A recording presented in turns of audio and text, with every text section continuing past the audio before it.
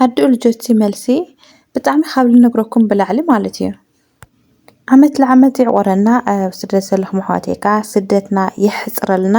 ሰላማት ክቡራንና ክቡራን ተኸታተልቲ ቻናለይ ቤተሰብ ከመይ ኣለኹምለይ? ከምቲ ኣነ ሰላምን ፅቡቅ ዘለኹዎ ሰላምኩም ብዝሕዝና ትርፍርፍ ይበለለይ። ቤተሰብ ለይኩም ከዓ ላይክና ሰብስክራይብ ምግባር ቤተሰብ ኩኑ ምትባዕኹም ኣይፈለየኒ። እንካዕ ኣብፅሕኩም ንጌታችን መድሓኒታችን ኢየሱስ ክርስቶስ ጥምቀት በዓል ርሑስ በዓል ጥምቀት ዝመላእ ህዝበ ክርስትያን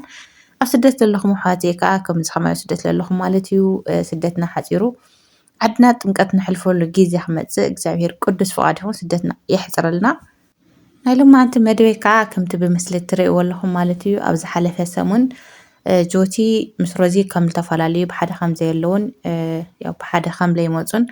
ብሰላም ተረዳዲኦም ከም ዝተፈላለዩ ያው ኣብ ዝሓለፈ ሰሙን ብዙሕ ጥያቄ እውን ስለዝመፀ ጓልካ ሒዝካ ንምንታይ ዘይትመፅእ ሮዚ ንምንታይ ዘይትመፅእ ዝብል ብዙሕ ጥያቄ ስለዝነበረ ልኡ መልሲ ክብል ያው ከም ዝተፈላለዩ ያው ተናጊሩ ነይሩ ማለት እዩ። ኩለና ግን ያው ኣይኣመና ነርና ለስራሕ ይልኾን ብራንክ ይልኾን ብራንክ ይልኾን ምናምን ኢሉ ብዙሕ ሰብ ማለት ካብ ባዕለይ ጀሚሩ ማለት እዩ ኣይኣመና ነርና። ሕዚ ግን ያው ብናይ ባዕላ ቻናል ከም ትመፅእ ያው ሮዚ ባዕላ ግልፂ ጌራ ብሰላም ከም ዝተፈላለዩ ተረዳዲኦም ከም ዝተፈላለዩ ብናይ ባዕላ ቻናል ብዚ ቻናል ምስ ጆቲ ከም ዘይትመፅእ ያው ግልፂ ጌራ ተናጊራ ኣላ ማለት እዩና ኣነ ግን ሕዚ እውን ኣይኣመንኪ ልስራሕ ይልኸውን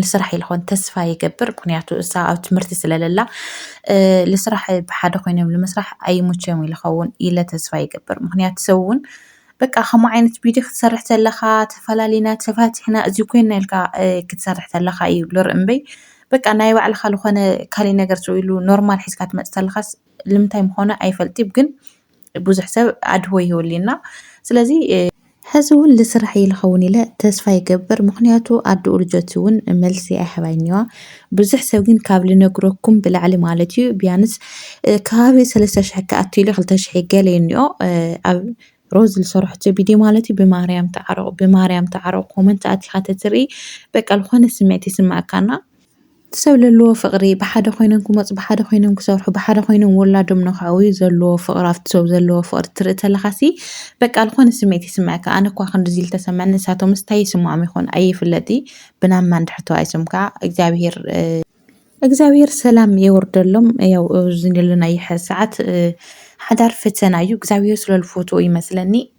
ልፋታሕ ሰብ እዩ ተመርዕዮም እያ ተፋቲሖም እያ ወሊዶም እያ ተፋቲሖም እያ ልብል ዝበዝሕና ብቻ እግዚኣብሔር ስለዝፈትዎ ይመስለኒ ሓዳር ፈተና እዩ። ብርግጥ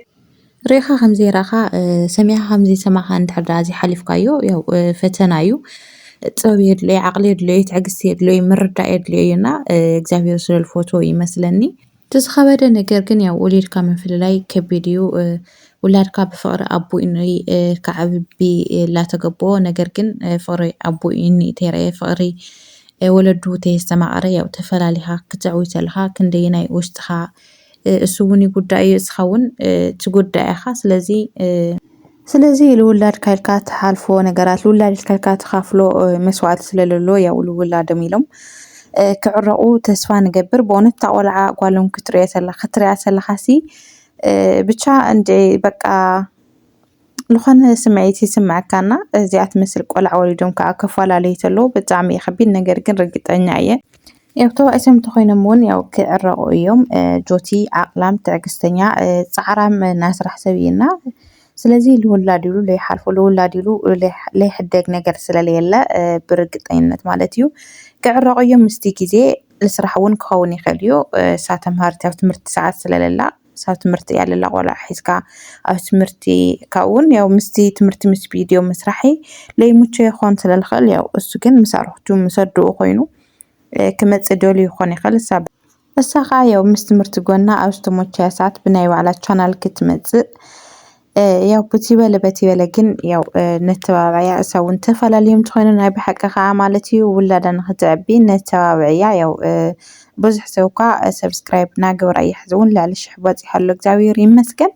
ብቻ ግን እግዚኣብሔር ኣይፈቀደ እሱ እውን ኣብ ዝሓለፈ በቃ ተፈላለዩና ኢና እግዚኣብሔር ኣይፈቀደ እሳ እውን ሕዚ መፅያ ተፈላለዩና ኢና እግዚኣብሔር ኣይፈቀደ ያው ሓደ ግዜ ምፍላይ ትመርፀሉ ሰዓት ኣሎ ኢሎም እንትን ኩል ተሎስ ብዙሕ ግዜ ከዓ ዝፅሕፎ ፅሑፋት ጆቲ ማለት እዩ ዝፅሕፎ ፅሑፋት ገለስ በቃ እንድዕ ብቻ ከእምነካ እንትን ይብል ነገር ግን ያው ናይ ሶሻል ሚድያ ነገር ከምኡ እዩና ብቻ በእውነት ከምቲ ኣነ ከምዚ በቃ ድብልቕልቕ ኢሉኒ ሓሳባት ተደሓዋዊሶም ካብ ምንም የማይከኣልኪ ሓደ ነገራት ከዓ ለምን ነገር እኒአዎና ብቻ እስቲ ፅቡቅ ንመነና ፅቡቅ ትምነ ተለካ ፅቡቅ ይልኮንና ፀፅቡቅ ንመነ መብዛሕትኡ ሰብ ግን ተዓረቑ ብማርያምን ካብ ልነግረኩም ብላዕሊ ማለት እዩ ብቻ ብሓደ ኮይንኩም ርኢኩም ምስኸለ ይብሉ መቐረት የብሉ ይስኸለ ይብሉ ድምቀት ስኸኩ ድምቀት የኸናባላ ንሮዚ ማለት እዩ ብቻ ክልቲአን ምስ ጓላ ትመፅተላት ዝኾነ ስምዒት እኒአዎ ደስ ዝብል ስምዒት እኒአዎና ብቻ እስቲ ኣብ ቀረባ መዓልቲ ተዓሪቆም ብሓደ ክመፁና ኣነ በዓልቲ ምልእ ተስፋየ ግን ኣነ ልባዕለይ ሕውሱስ ስለለለኒ እዚ ቪድዮ እውን ሕውሱስ ኣቢለ ተናጊረየ እኒአኹ ማለት እዩ ድብላለቕ ብቻ ተስተዓሪቆም ተስ ብራን ኮይኑ ተስ ዝኾነ ኮይኑ ግን ሓደ መዓልቲ ማለት እዩ ብሓደ ከም ልመፁ ግን በዓልቲ ምልእ ተስፋየ እዚኣ ሬከርድ ኮይና ተፅናሓለይ ማለት እዩ ብርግፅነት ብሓደ መፅኦም ሓደ መዓልቲ እሞንኒ ናይ ሊሊ ኣሌክሲ ናይ ትማሊ ቪድዮ ማለት እዩ ብጣዕሚ ልገርም ቪድዮ ነይሩ ምክንያቱ ያው ናይ መጨረሻ ዝነበሮም ፃንሒት ቅድሚ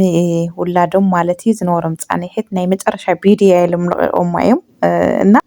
ሊሊ ግን ብጣዕሚ እያ ሓዚናትኒ ማርያምን ካብ ልነግረኩም ላዕሊ ማለት እዩ ምክንያቱ ልሙድ ይክወልድ ፅባሕ ድያ ክወልድ በቃ እዛ ቪድዮ እዚኣ ናይ መጨረሻ እያ ፅባሕ ድያ ልማዓንቲ ድያ እንታይ ሰዓት ከም ዝወልድ ኣይፈልጥ ግን ክወልድ ያው እናተፀበኹ እየ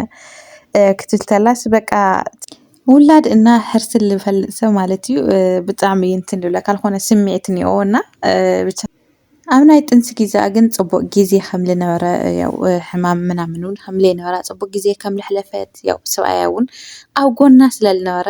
ምንም ከም ዘይመሰላ እያ ብኣብዝሓ ገሊፃ ማለት እዩ ያው ኣነ እውን ኣብ ዝሓለፈ ቪድዮ ናይ ጥንሲ ግዜ ፅቡቅ ከም ዝነበረ ያው ፍሉጥ እዩ ማለት ኩሉ ግዜ ምሳና ስለዝኾነት ሓደ ነገራት ትርዳእ ኢኻና ፅቡቅ ግዜ ከም ዝነበረ እሳ እውን ገሊፃተላ ኣብ ዝሓለፈ ቪድዮ ከዓ ኣነ ገሊፀልኩም ነይረ እየ ስጦታ ንውላድና ኢሉ ለሃ ኣሌክስ ግን ኣነ ካሊእ ተዝኸውን ነይራ ይመርፅ ነይረ ኩሉ ፅቡቅ እዩ ስጦታ እዩ ነገር ግን ቸኪሉ ኣሌክስ ማለት እዩ ያው ኣብ ሰዓት እዚ እመቤታችን ክትመፃ ትፅበየሉ ሰዓት ብሰላም ክትገላገል ትፅበየሉ ሰዓት ብሰላም ክትገላገል ፀሎት ትገብረሉ ሰዓት ስለዝኾነ ናብ እመቤታችን ወይ ከዓ ና ሊቀ መላክ ቅዱስ ሩፋኤል ፈታሒ ማህፀን ስለዝኾነ ቅዱስ ሩፋኤል ብቻስ ናይ ሓዲኦም ስእሎ ድህኖ ወይ ከዓ በቃ ወይ ናይ እመቤታችን ወይ ናይ ቅዱስ ሩፋኤል ክህባ ነይርዎ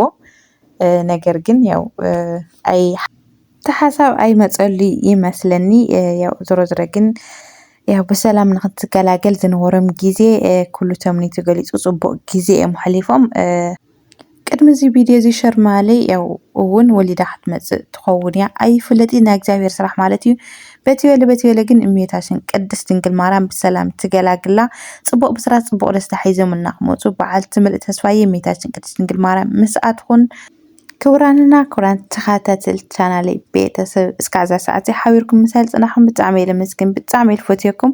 ኣይዞኺ በርቲ እናበልኩም ተተባብዑ ኣሕዋተይ ከዓ ብጣዕሚ እየ ለመስግን የቀኒየለይ እስካዕ ብናይ ባዕለይ ፅቡቅ ስራሕቲ ብካሊእ ስራሕቲ ክስካዕ ዝመፀኩም ግን ምትባዕኩም ሕዚ እውን ኣይፈለየን እናበልኩ ናይ ልማዓንቲ መደብ እዚ ይመስል ነይሩ ብካሊእ መደብ ብካሊእ ትሕዝቶ ሳንራኸብ ቻው ቴንኪዩ ባይ